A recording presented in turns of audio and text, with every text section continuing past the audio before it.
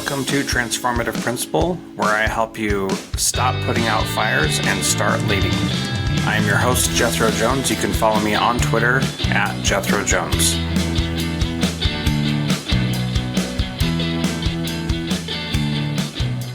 Welcome to Transformative Principal, everybody, and also welcome to the B Podcast Network. This is the first show that we are doing to announce everything. And I say we because I have my good friend, Romano here, who is the CEO of September Strat and is my partner in doing this. And I'm really excited because Ross brings such a different perspective to building this kind of thing that I'm excited to have him here. So Ross, welcome to Transformative Principal again, I should say. Welcome. Yes, Jethro, my pleasure to be here. So let's get started talking about this B Podcast Network and what we are thinking. And I'll give my little ideas about my podcasting journey and stuff, and then I'll let you give your different perspective that I think is so valuable and what's going to make this network really amazing. So I started Transformative Principal. In fact, I actually started when I was a teacher. And if you search, you can find the short series podcast that I did about how to write a persuasive essay.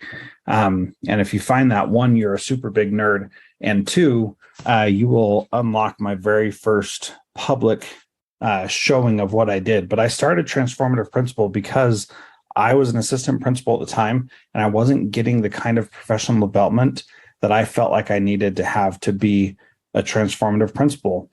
And we went and visited a school, and I said, that principal knows what she's doing. I've got to figure out how to replicate it. And so I started itching or scratching my own itch and getting the thing that I needed for myself.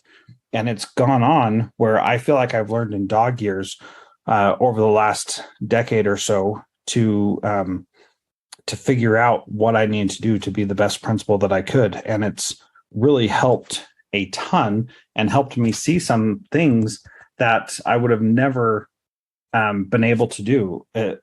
And so that's kind of my journey there. Ross, tell us about your background and experience in what led up to this. Sure. Yes. Yeah, so I've had a somewhat of a rich history working with podcasting, either as a show creator, editorial director, host, worked on a dozen or so different series. And also I've had the benefit of having been on the PR and communication side a lot, interacting with various podcasters, of course, such as yourself, and understanding, okay, what are some of your objectives? What are the struggles that they're going through? And I've seen it, from both angles there. And seeing a lot of the opportunities we have here to address those challenges by forming this network and looking at, okay, when you're working by yourself, it's extremely difficult to build up an audience, even if you may be looking to reach the same listeners that other people are, right? And your content is valuable to what some other shows are doing, but it's really hard to do it on yourself. Solo podcasting, especially, it's just a medium that creates a lot of difficulties when you're starting up. And this, of course, means that it's difficult to kind of sustain that over time, continue investing the time and energy into doing that. And one of the things, particularly from the listener perspective that we know, and we've done recent listener surveys with Transformative Principal. I mean, podcasts are considered an extremely valuable part of professional development for the listeners. A lot of these, of course, are administrators, are aspiring administrators, but we know others in various roles in education consider it this way. And if you are wanting to kind of rely on something and invest your kind of time into a source for professional learning, you want to know that it'll be there for you, right, over time. And since it's difficult for a host and producer to sustain the podcast over time, we need these things to meet up. We want our listeners to know that they have content that they can come back to time and again to address the needs they have. We want the hosts to know that they have the supportive network to continue doing that. And so, a lot of it, I think of it as bringing the best of both worlds together, where it is educator-led, educator-created content, but with an infrastructure that can replicate what you might see in media organizations to ensure that a lot of that back end work is supported. And so we can get those voices out there and have that connection to listeners. Yeah. And I think that that's really a key here is I've done a lot to streamline and make my systems work so that I can create an episode of a podcast very easily. The challenge has been for other people is making all of that work. And so many podcasts that I've loved and listened to have had to stop because it was just too difficult. Life got too busy, all those kinds of things. But the other aspect of this is that there is such power in the networking and getting to know other people and the problems they're facing, the solutions they're creating to whatever is facing them, that the interaction between different hosts and different guests and being able to get a different perspective on specific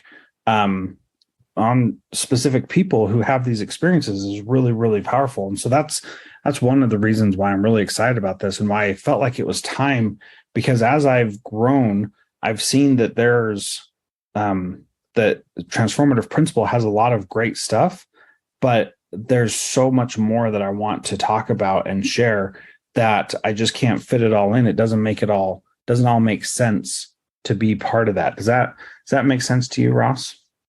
Yeah, that makes a ton of sense. Capacity issues are real, right?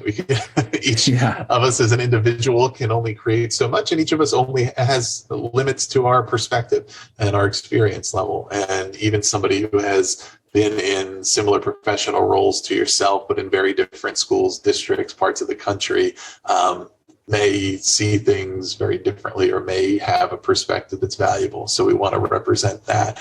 We'll also talk a lot about how, the realities within schools do change pretty quickly. I think there's a misperception in the public that education hasn't changed a lot, but realistically it does. So somebody who was a teacher 20 years ago is going to have a very different understanding versus somebody who's a teacher today. And so we want to, number one, keep people as close to their current relevant experience as they are, so that we're having that very dynamic perspective. And also, through the network, we're going to be able to have shows and series. We might be doing some mini series in addition to the ongoing regular shows that are going to engage, whether it's teachers, technology directors, principals, district level folks, curriculum directors, et cetera, that are all engaging with content that's part of a cohesive editorial vision, that's part of a structure we're building to really have that two-way communication with our audience to hear about what are the things they're challenged by now, what are some of the topics we need to be addressing, do we need to have a new series around that, do we need to bring in a new host that's really good with that. That's going to create a lot more opportunities for that dialogue to continue within those school and district environments, to say, okay, it's not necessarily that the same exact podcast, for example, is the right thing for each individual person. But if it's all within a network, if there's dialogue happening between our various contributors and show hosts, we know at least that we're not all siloed and I'm a teacher and I'm thinking about one thing and my principal is on a completely different wavelength and so on. And we know how important that is, right? Because these things are moving quickly. We have ambitious goals for student educator success, and that really, it needs to happen in real time. Well, and these things, they matter, right? Because they're impacting our day-to-day lives. They're impacting how we show up to work and how we sorry, sometimes I get emotional. Excuse me. Not emotional. So they impact our day-to-day lives, they impact our work life, and we need to make sure that we are providing opportunities for people to get the best that they can from what they are choosing to devote their attention to. And I think that's so important. And I know from experience that I've had guests on my show that have deeply impacted people who are listening and have changed their lives and changed how they think about education. And I want more of that. Sorry. So let's talk about what we should expect with the launch. So we're going to bring some new shows on that are already existing shows that are going to join our network. We are still, talking with people about what that's going to be. So we don't have those announcements just yet, but those will come, and I'll share them with you certainly here on this show, but then in emails and things like that. So if you're not already signed up for the email list, go to bpodcastnetwork.com and you can sign up for the email list there. And these shows that we're in discussions to bring on are really great and already well established in the K-12 education space. And I think we've got some good stuff coming. We've also got a few new shows that I'm really excited about. One of them is Resilient Schools, which is all about trauma-informed practices. And if you've been listening to this podcast for a long time, you know that I've been paying attention to that for a long time and had numerous guests on about that. That one is going to be very awesome. I'm very excited about that because we need to be resilient now more than ever. And that show is going to show us how to do that. And that's going to take, it's still going to have a leadership focus, but it's going to have this different topic, which is making your school resilient, which is different than transforming your school. And I love the idea of being able to have both of those on there. Another one we're doing this one, I give all the credit to Ross on, is the Teachers Lounge. And Ross, why don't you talk about that one a little bit? Because I think that one's going to be so much fun. I just can't wait to start it. Right. So one of the things we wanted to be able to do is, is understand that while, of course, we do really have a primary emphasis on professional learning and talking about the topics that are nearest to the heart of our practice, depending on our role in education, the current challenges we're facing. We also know that sometimes it's nice to have a discussion with other educators about the other things that are relevant in our lives beyond exclusively what happens in our actual professional practice. So we had this idea of Teachers Lounge, which is a great way to leverage the network, where we'll have the different folks who are hosting our shows all across the network popping in and appearing on various episodes and bringing with them topics that are the things that they want to be talking about, in the proverbial Teachers Lounge around the water cooler, especially for a lot of us who may be in roles where we are a little more siloed, right? If you're an administrator, you're the only person in your school or potentially your district with your particular role. You don't have somebody you can turn to and say, hey, did you see? It could be a television show. It could be a book that you read. It could be anything. And these discussions aren't necessarily unique only to this profession, but there are a lot of times where it's just nice to hear, what do other people think about this? Who else has been checking out this thing that I might be interested in? And I think it'll be so interesting that we're going to hear from everybody across the network as we go on and have different people involved in those conversations and see what everybody's thinking about and paying attention to. And just have something that's a little bit fun and lighthearted in between, everyone else. And I think, you'll kind of see as this network evolves how that is really consistent with what we're trying to do here, which is have, a cohesive place to kind of pop in, stay up to speed on what's happening in the profession, but also just kind of think about the other things that maybe sometimes we don't have a lot of time to think about. Or I know I do this podcast, there's something I would love to discuss with somebody. I don't have anybody to talk about it with, so I listen to other people talking about it. So we're definitely going to be doing some of that as well. And that piece, I don't have anybody else to talk about it with, and my wife doesn't want to hear about it, so I can go listen to other people talk about it. That is definitely helpful. Another one that is tangential, but I think this one is really exciting for me. And that is, it's called My Bonus Money. And it is a passive income for educators podcast. And we're going to talk about how educators can earn money passively. And let me tell you the reason why I'm creating this show. And I think it's really important. As a principal, I would interview people and often extend job offers to people. And some people would say, I can only come if you match my years of service because I can't take that big of a pay cut. And I've heard that so many times. And sometimes people get trapped in school districts and they can't leave because they think they don't have enough financial security outside to be able to do that. And over the past several years, I've made money on the side. I've made money passively, and it is a really cool feeling to know that you could make the decisions that you need to make for your family and not have to be beholden to a job to be able to be financially secure. And so one of the greatest stories of that is a superintendent that actually did not give me a job. And he didn't give me a job. And I wrote about him in my last book, How to Be a Transformative Principal. And then when I was publishing the book, I wanted to use his name. And so I looked him up to see where he was a superintendent at now. And I found out that he was a superintendent of this little one-room schoolhouse. And he's basically just doing the things that have to be done by a superintendent, tiny school district. And I asked him, like, what have you been doing since we last talked? And he retired from being a superintendent at the age of 50 because his passive income exceeded his salaried income.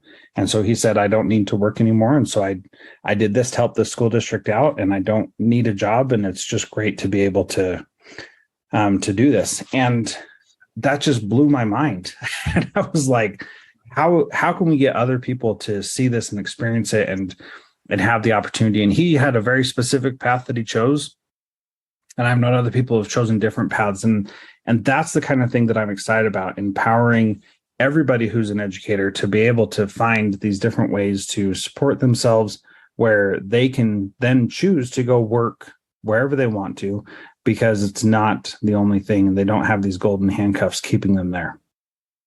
Right. And by the way, one of those things, hey, it could be podcasting. It could be something like that. That's one of the benefits, right, I think, to having an integrated network like this, which is, one, we want to have a relationship with our listeners. We want to hear from you about what is the content you would like to hear.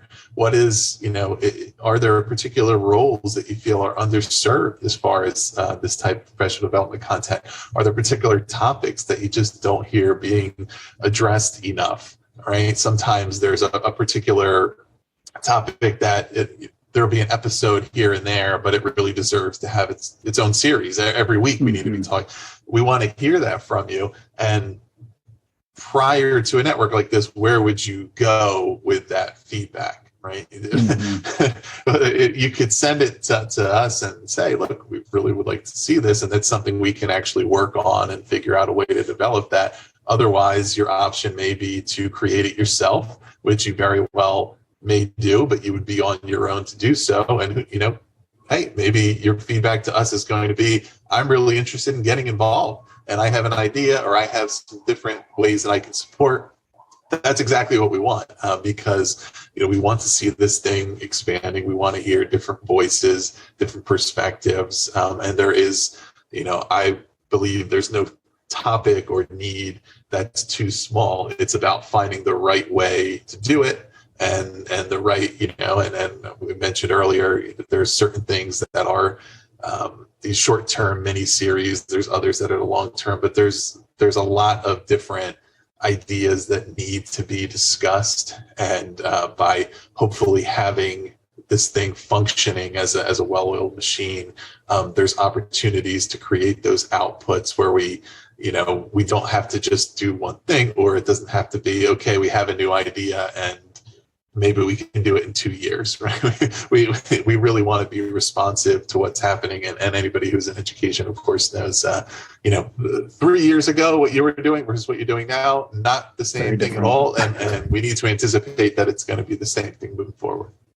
Yeah, and that's one of the things I am very excited about, is being able to take a small idea and spin up something that can be of value and of service to people, and be okay with that then not continuing beyond maybe the 6 episodes that it needs to take to tell that story or to explain that issue or that approach or whatever. And so I've created these like podcast maps for Transformative Principal, where if you want to learn about trauma-informed practices, then you can go listen to these different episodes. But now the idea is that you could spin out some of those ideas into their own show and have the benefit of the network so that people would still know about it and hear about it. And the biggest challenge with starting a new show is that you're starting from ground zero every time. And this makes it so that when new shows come on, we can let everybody else know who's listening to these other shows and say, here's this thing over here that you can check out. Ross, will you talk a little bit about your values and vision behind the network and what you're seeing? Yeah, absolutely. And these probably, even to those who are just hearing me today, won't be that surprising, because I can't help myself from interweaving these ideas into most things I talk about. But, to me, collaboration, authenticity, and reliability really rise to the top of the values driving a lot of what I'm focused on here. Collaboration, I think that's obvious, right? But where we're not just working to have a web page where we have a bunch of different podcasts listed and you can choose we are actually creating a community among our hosts, among our other idea folks, among others in the industry that are helping us to stay on trend with various topics we need to be paying attention to. That's going to be very collaborative. There's going to be a lot of time where folks are going to be working together to refine, improve, to really make the best possible content we can make across the board. The authenticity piece, it's educator voice, it's educator led. It's coming from roles all across the industry. And we also understand that, there's a lot of other people that work in schools that have very similar goals for student and educator success that are trying to find their way to fit in. That's that could be publishers that we work with, technology companies. You all know from your role the difference between the folks that you really enjoy collaborating with. You feel like you're on the same page, the others where you really struggle to find that common ground. And we know that it's to the benefit of everybody in our schools if we have better communication and relationships there, but that needs to start with having those authentic voices front and center. And the reliability piece, exactly to that point of, we want to be able to create something that sustains, that where to go when you're looking for content on a particular topic, or when you have begun to really rely upon a particular podcast for trusted perspectives, that that podcast will be there when you need it. And that's really part of having that support system here that we're developing, where it takes you have limited time, right? You have limited time for your PD, you have limited time for everything in life. And if you're going to demonstrate your trust by making the commitment to what we're producing here, we want to return that in kind, and that applies to all of our creators, that we really want to make sure they have the support. And we've also mentioned about having that productive dialogue that's going across our silos within schools and without schools. I'm in various roles where I have the responsibility to be tuned into the public discourse around education just as much as what's happening within the industry. And if I can be frank, I don't like the way it typically goes, right? I think there's a lot of misinformation out there, a lot of misunderstanding of the real values that drive educators around the frankly very impressive, innovative work that does actually happen in schools. And there's a lot of either cliches that just happen in the public discourse that kind of brush that aside, or worse, right? Or just, false kind of information there. And our primary emphasis, of course, is within the system, within the community, within our schools and educators. But we also want to, through that, continue to get better, I think, as an industry at communicating that outward, at talking about the great work that we're doing, at talking about the successes we're having, and what that looks like to take a student from one level to the next as they come through our schools, and all of those things that really would make a positive impression and would lead to more support for the system as a whole. That we can really get better at that by starting by talking to one another, and then thinking about the ways that we communicate outward. But that's something that's always on my mind, because being both very familiar with the critical work that does happen in schools, but the lack of awareness that a lot of the public has about that, you can see the friction it creates. And ultimately, for the future of our students and our educators, that's an area that we want to work on. Yeah, absolutely. So your 3 words for your values were collaboration, authenticity, and reliability. My 3 words are learning, enrollment, and action. And I believe that we should be lifelong learners, and I don't think our schools teach us to do that. I think that we pretend like we care about that, but when it comes down to it, we miss the mark. I think what we're doing with this network shows we are definitely committed to lifelong learning. Enrollment, the thing I love about podcasting is you've got to choose to engage with it. It's not something that nobody's going to force you to listen to, and nobody's going to sit you down and say, this is one you have to listen to. You've got to choose to enroll and be part of that process. That's what we want, is people who are choosing to be part of this. And then finally, for me, the 3rd one is action. I want the stuff that I create to inspire people to take action. And it's something I know that I've done over the last 10 years with Transformative Principal. And the beauty of that is that when people are able to take that action, they are able to see the benefits in their life that they wouldn't see otherwise. And I love how you've used the phrase a few times in this conversation of going beyond our silos. We are a siloed people, and there's just no bones about it. It's a reality. It's easy to be siloed when you're put into a position where you don't have the opportunity to collaborate as much as you'd like. And I want people to take action, step out of those silos, and do something really different. And one of the things that excites me most about this is that I'm upgrading Transformative Principal while we're doing this. And I have just, I'm so excited about this because we have a principal who's a listener who is getting a new job, and he is actually going to be the one hosting Transformative Principal for this next year, which is really exciting because the whole point of Transformative Principal was to talk about the things that we're doing right now to change our schools. And he's going to be doing that with his new position. And I'm really excited about it because 1, you'll get to see his growth throughout the year. And 2, you're also going to see how to do the changes that you want to see happen in your school as part of that. So more information will be coming next month about that, but I'm just really excited about what this network allows me to do to serve more educators in a better way. And it just makes me giddy. So speaking of our listeners, Ross, let's talk about how our listeners are going to benefit from doing this. And number 1, you're going to get more content from your hosts. And I'm really excited about that because I think there's a real opportunity with the Teachers Lounge specifically, for example, for you to hear people's different perspectives on different topics that don't always fit into the silo, again, of what their specific podcast is about. And so I'm excited because that gives us the opportunity to meet our listeners' needs more effectively, to be more strategic in how we deliver content to them so that everybody is getting right what they need, right when they need it, which if you've been listening, you know that is my philosophy of education. We give people what they need when they need it. And this just makes that more possible, which I'm really excited about.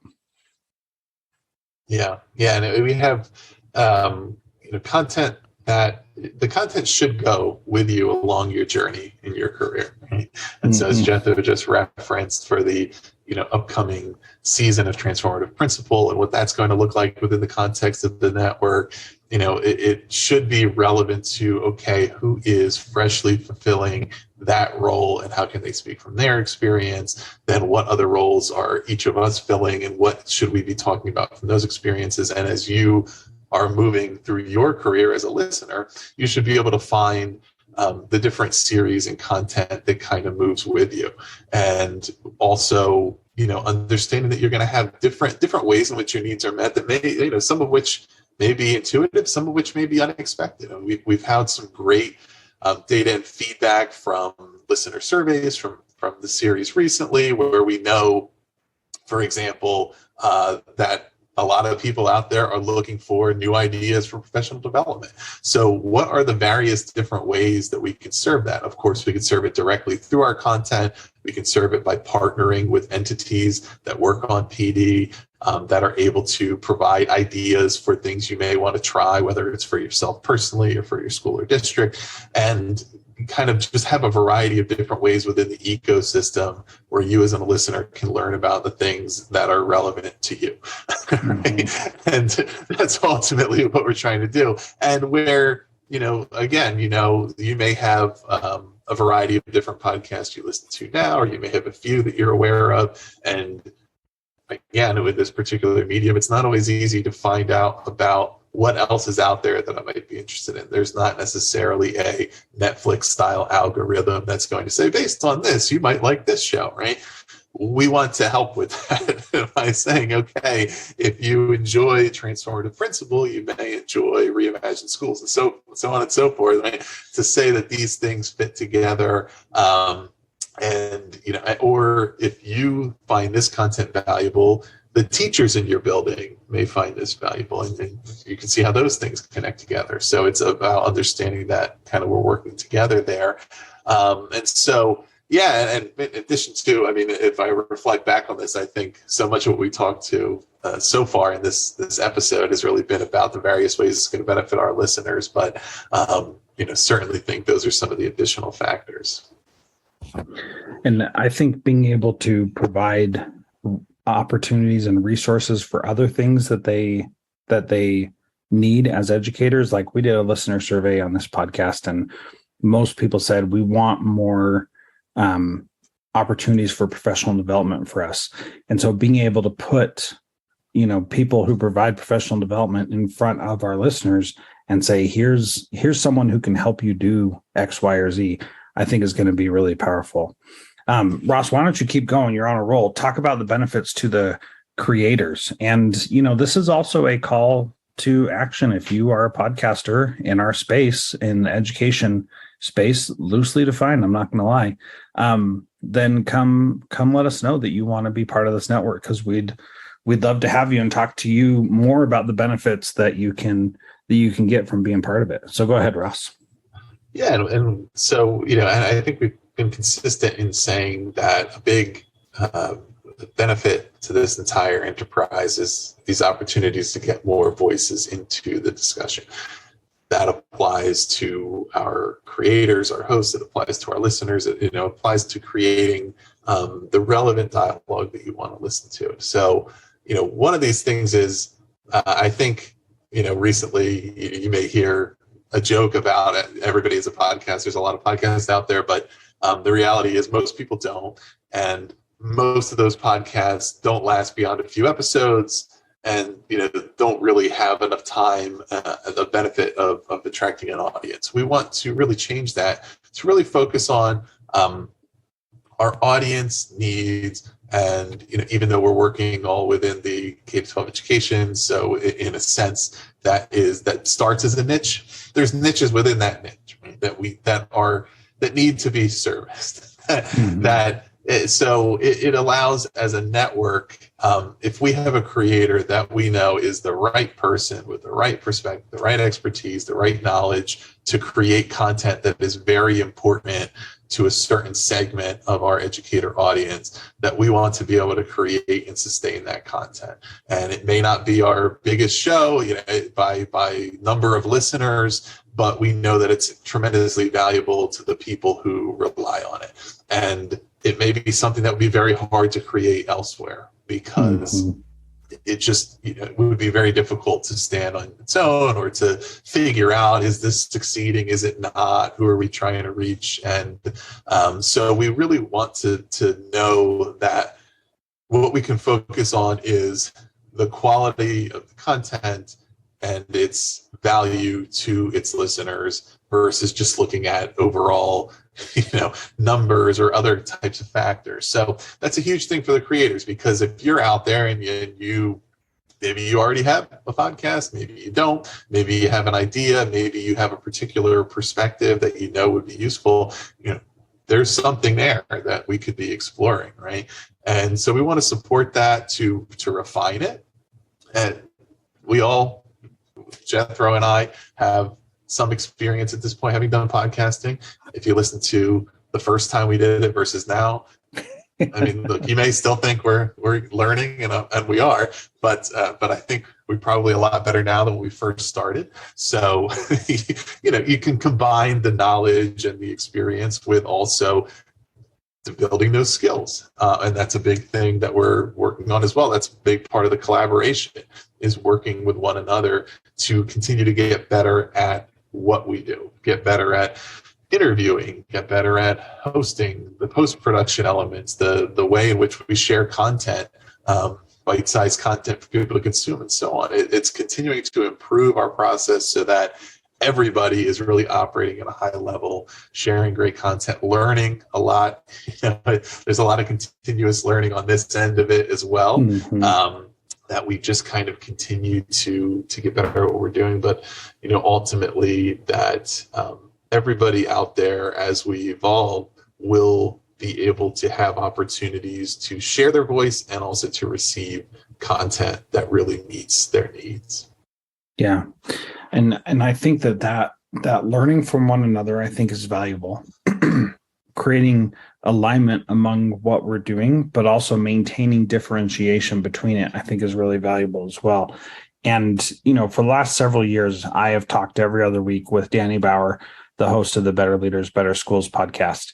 And, we are very much in the same area, and that collaboration between us rather than competition has been huge. And I one of the other things that I do is I do free sit down sessions talking about how to create a podcast with people.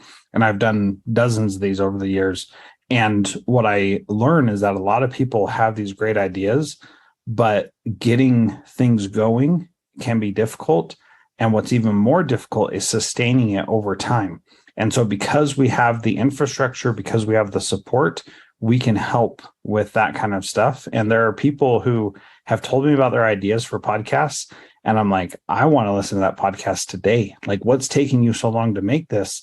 And you are the right person to do it. And I want to be able to give those people a space and a way to get it out there that makes it much more rewarding. I was talking to one lady recently who had started a podcast, and she was getting like no downloads, and she was so frustrated because what she was creating was really good. She had no way to get it out to anybody besides texting people individually and saying, listen to this. She didn't have a social media following. She didn't have, a big group of people who are following her on an email list or anything. And so this is a great opportunity to bring her into the fold and say, here's a platform to get it out there and to share it. And I think that's going to be a really big benefit. And the other thing is, going back to my bonus money thing, is I think that podcast creators should be able to make money from what they're doing. And I want to help them do that. And so through sponsorship agreements and things like that, we definitely want to help in that regard as well. Yeah, one of the things that I've definitely worked on a lot over the years of managing different teams and things is, okay, how do we have each person spending the most of their time doing the thing that they are the best at, right? And that fits within this network as well, is like, how do we develop each of these shows around the thing that host is uniquely skilled at, qualified at, is going to do the best, versus saying, if there's no collaboration, what you may end up with is a lot of different versions of the same thing, right? There's 5 different podcasts and they're all kind of talking about the same topics, so they're interviewing the same people, or, and they have a little bit of a different style, but ultimately, if I'm a listener, I just kind of need to pick the one that is the best for me, and then the rest have limited value at all, versus saying, okay, if those 5 are all working together and they're talking about, okay, this is the thing you should really be concentrating on, and I'm concentrating over here, you're getting a greater variety of content that's actually valuable to you. So it's not to say, of course, that there's not going to be some overlap, because we talked about different perspectives bring different angles to similar topics, but there will just be a lot more attention paid to how do we create the best overall products for our listeners, and that makes an impact on the creator, because that you are coming up with something that really is valuable, that stands on its own, that has a uniqueness, that taps into you as an individual. Yeah, that's so powerful. So in closing, a couple things. Number one, you want to learn more about this or be alerted when the shows are coming out, go to bpodcastnetwork.com. And then follow us on social media. I'm at Jethro Jones. Ross is at Ross B. Romano, right? That's correct. Okay, good. That's what I thought. I think. And then when I say it, I'm like, wait, is that right? Yeah, it is. So what I would love for you to do, if you've listened this far, you're obviously paying attention, right? Because you're getting to the end of the episode. Let us know who you want to see and what we need to do more of. And we would love to have that conversation with you and hear what you have to say. So at Jethro Jones, at Ross B. Romano, thank you so much for listening to Transformative Principal. All the rest of this month, I'm pulling in excerpts from different shows so you can see what these things are going to be, and you're really going to enjoy it. And we're just getting started. So this is the very beginning, and this thing is just going to grow and grow as time goes on. So thank you so much for listening. Any final words before we part, Ross? No, my final words are thank you, Jethro, and thank you, listeners. Yes, if you made it this far, you are a trooper, and we really look forward to engaging with you as we go. We really truly do want to hear your ideas for what you'd like to see in this network, what you'd like to hear, and how you'd like to interact with us. And we're really excited about this, and we hope we will be able to follow through on the excitement by delivering something that will truly be valuable. Yeah, absolutely. Thank you, everybody. Appreciate you tuning in to Transformative Principal. We'll see you next time.